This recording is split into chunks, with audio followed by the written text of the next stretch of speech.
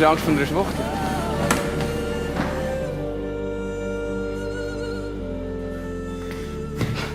Ah, ich bin du sehr so.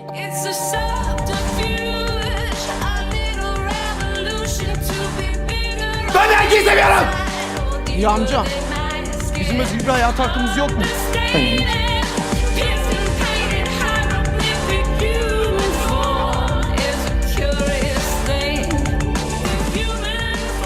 Sıkfik. Sıkfik! Burada sıkıştım kaldım. Ben ne yapacağım? Ich will weg von hier.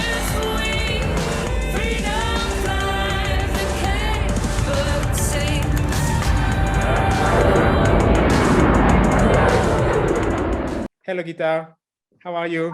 Hi, Antoine, I'm very good. How are you? I'm fine also. Thank you very much for accepting this meeting with us for the Fire Film Festival.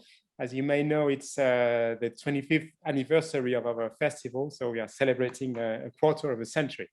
So very happy to have included this fantastic and very lovely and very touching movie in our program, which is Beyto. You're the director of Beyto. Let me present you maybe a bit briefly your career. You're a movie director that has studied in Zurich and then in New York. You've studied fine arts and visual arts. You've been living in New York during 10 years in the 80s, and then you've been living in Zurich since then, if I'm not misled. You've directed different movies that are related with art in many ways, right? With dance, with music. This is very present in your filmography, as I recall, like Bodala, for instance, Dance the Rhythm, also in Proper Bloom, which was the story of a young opera singer. You've actually also directed a movie about alternative musicians that use alternative things to make music, a movie that has been screened in Barcelona, actually, in the Inedit Festival, which is a very friend festival and very good music film festival here in Barcelona. But you also a plays writer. You've written different plays for the theater. You're also a photographer, and you held different exhibitions in New York and also in Switzerland. So you've got a diverse work, right? With you cross different disciplines, which is always very, very interesting, I guess, for a movie director. So let's speak about Beyto. Can you explain a little bit basically the plot of the movie and how you decided to adapt the book it's based upon, which is called Wedding Flight by Yusuf Yesilov? How did you decide to adapt the book to make a movie? Okay, I start with adapting the book. Yusuf is a friend of mine, and he wrote several novels. When I read a Hochzeitsflug or a Marriage Flight, I felt this is an incredible scene for a movie. This actually was 9 years ago, but it's still an incredible scene for a movie because not that much has actually changed. I think it is very important because it's one thing is the story of two men who fall in love, but the other thing is also that one of the men has a Turkish background. They both live in Switzerland. And with his Turkish background, the parents are absolutely against homosexuality. And I think that's still a theme that's very actual or very interesting right now in Switzerland. And I guess in Spain also. So the story is the young man Beyto, who is actually very good in school. He is a very talented swimmer. And then his parents are very, very proud of him. And then he falls in love with Mike. So the parents cannot accept that. So they try to get him to Turkey, and they want him to marry his childhood friend, Saher. So how did you... So how did you find the actors? Because one of them was quite famous at the beginning, Dimitri Stapfer, who is playing Mike, but the other two main one, Burak Ates, who plays Beyto, and SM Aydin, who plays Seher. It's their first role, right? So was it difficult for you to find them? It was very difficult to find Beyto because we, send out over like Facebook and whatever, and we went to schools and theaters and whatever to find a young man who speaks Turkish and Swiss German. And there aren't, in that age range, aren't any professional actors. So we sent out the flyer that they have to be sportive, speak these two languages, and between 18 and 25. And we got about 40 people who came to the cast. And as soon as I told them that they have to play a gay young man, over half of them didn't want to do it. They said, yep, they said that their parents would never agree to that. They would flip out. And some of them didn't want to do it because of religious reasons, but most of them actually because of their parents. And finally, we found Burak Abdes. Even so, his parents didn't agree to it at all. They didn't like that at all, but he still went ahead with it. So we did a lot of rehearsal because he had no experience at all. And also Ecem, who we found in Turkey, she did a theater school, but she had no film experience. So we did like almost 3 weeks of rehearsal. And of course, it took a lot of rehearsal also to play the love scene, the sex scene. Yeah, very difficult, right? For two guys. I've read actually in an interview that they said that you had to choreograph the scenes, so that the movements became like a dance, right? Like something or rehearsed. Exactly, because when they know exactly what's going to happen next, then they are not afraid that something is going to happen that they don't like. So then it can become playful, and they can really get into it, and they even can have fun with it. And I think it worked out very well. So how was the shooting in general? I mean, in Switzerland and in Turkey also. How was it in general lines?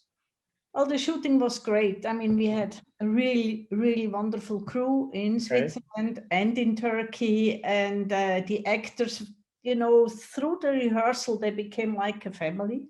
So it was really very nice. And in Turkey, it was very special because, Switzerland has a very small film industry. I mean, we are like cinema copain in a way. And in Turkey, that's a little bit more like America. I mean, it's really a huge film industry. So we had a lot of people on the set, but it was absolutely great. And, the crew knew exactly what the whole script and the whole film is about. And a lot of them actually worked on it because they wanted this content, they supported it. They felt it very important to make a movie like that. So we had some very well-known crew and also actors.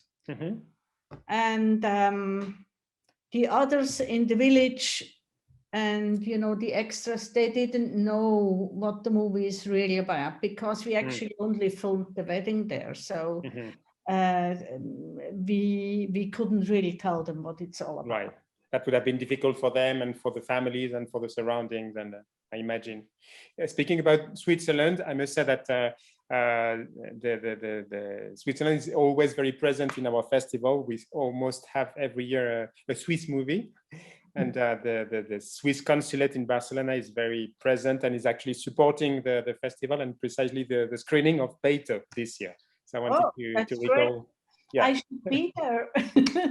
Yeah, we really look forward to recover the face-to-face encounters, of course. That was the idea, and you would have been super welcome to come to the festival in case the movie would have been screened face to face, which is unfortunately not the case this year.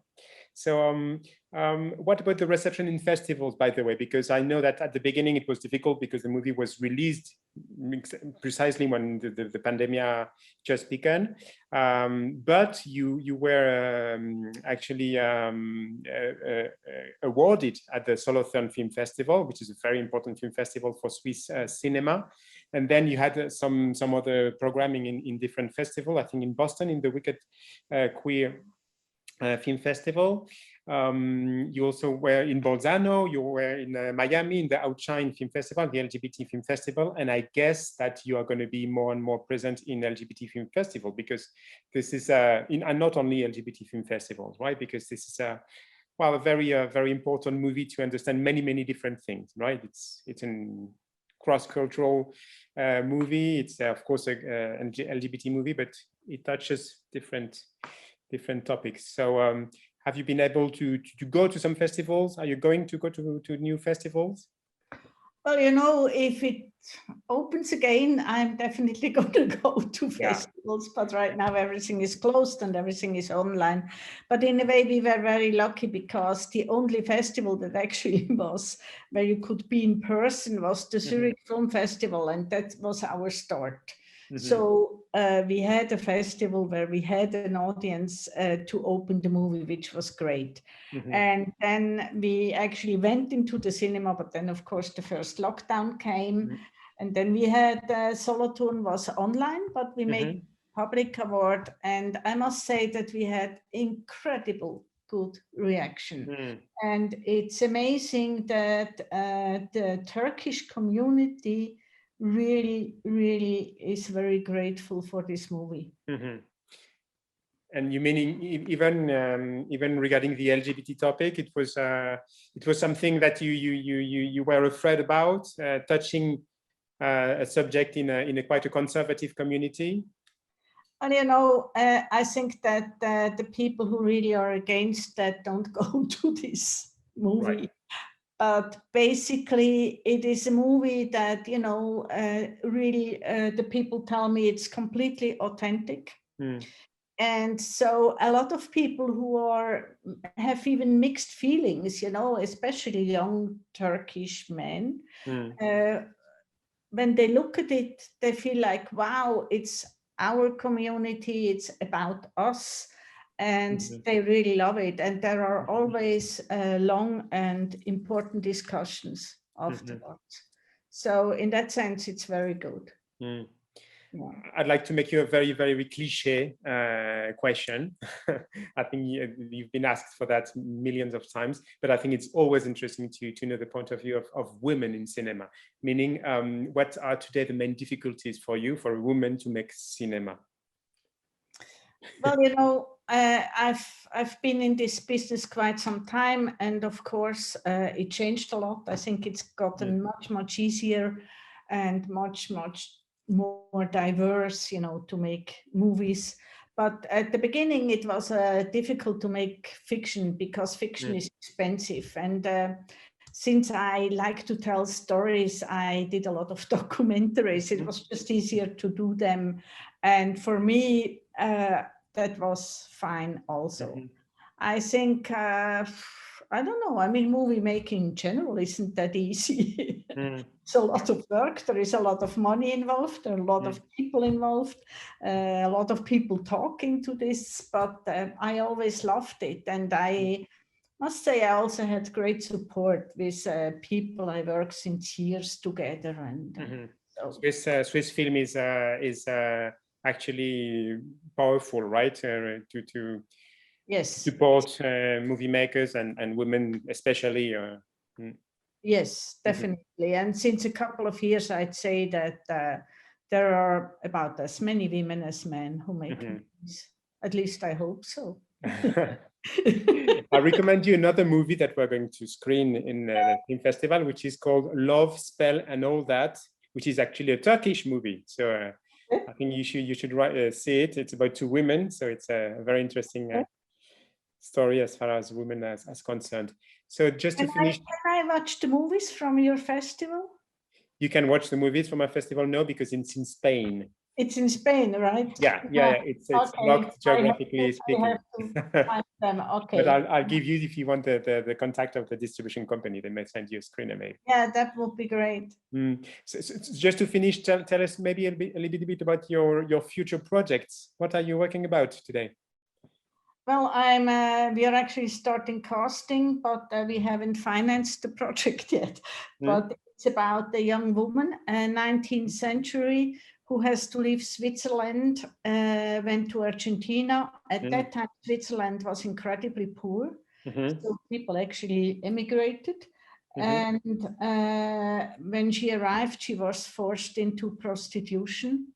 So it's a little bit like the contra thing that happens to women today who come to Switzerland, and she has to fight her way out of this forced prostitution, which she finally can do through her ability to be an incredible dancer. Great story indeed. I hope you find finance very soon. Yes. Thank you very much, GITTA. It was a pleasure to have you with us in FIRE. Well, I thank you very much that you showed the movie. That's great. And I really look forward for you to come to Barcelona finally one day, maybe to present your next movie. Indeed. Okay. Thanks a lot. Thank you very much. Bye-bye. Bye-bye.